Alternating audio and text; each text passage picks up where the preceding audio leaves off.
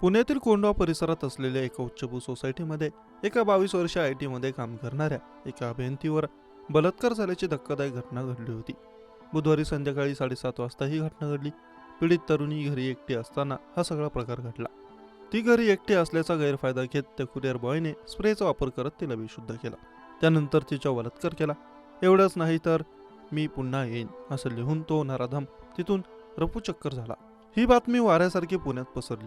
पोलिसांनी गांभीर्य लक्षात घेऊन तपासाची चक्र फिरवली. त्यासाठी 20 टीम तयार करण्यात आल्या. 2 संशयितांनाही ताब्यात घेण्यात आलं. पुण्यात पोलिसांच्या नाकावर टिचून या आरोपीने हा कांड केला होता. त्यामुळे त्याला शोधण्याचे आव्हान पोलिसांसमोर होते. त्यांनी जवळपास 250 CCTV कॅमेरे स्कॅन केले. त्यातून पोलिसांच्या हाती एक पुरावा लागला. त्या आधारे दुपारी 3:30 ते 4 वाजण्याच्या दरम्यान मुख्य आरोपीला अटक करण्यात पुणे पोलिसांना यश आलं. त्याच्या प्राथमिक चौकशीतून हा आरोपी आणि पीडित तरुणी हे एकमेकांना ओळखत असल्याचं समोर आलं.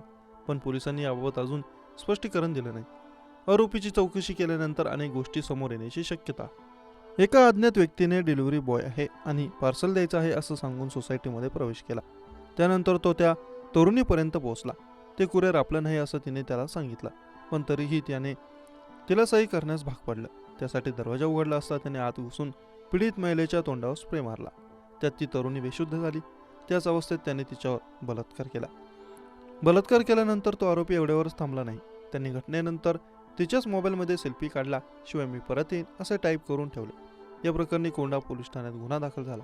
पोलीस या घटनेनंतर हादरून गेले. पुण्यात गुन्हेगारीचं प्रमाण वाढत चाललंय. त्यात गुन्हेगार नवनवीन गोष्टी गुन्हा करण्यासाठी वापरत आहे. या पार्श्वभूमीवर पुणे पोलिसांनी आरोपीला पकडण्यासाठी चंग बांधला. 20 टीम त्यासाठी तयार करण्यात आल्या. शेवटी CCTVच्या नजरेत हा आरोपी वाचू शकला नाही. विशेष म्हणजे तो तिला ओळखत होता. आता चौकशीतून तो काय खुलासे करतोय याकडे सर्वांचं लक्ष लागलं.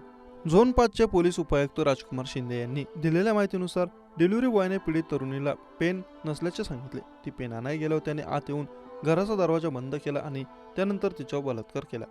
अतिरिक्त पोलीस आयुक्त मनोज पाटील यांनी दिलेल्या माहितीनुसार सोसायटीमध्ये प्रवेश देण्यासाठी मान्यता देण्यासाठी कोणतेही ॲप वापरलं जात नव्हतं.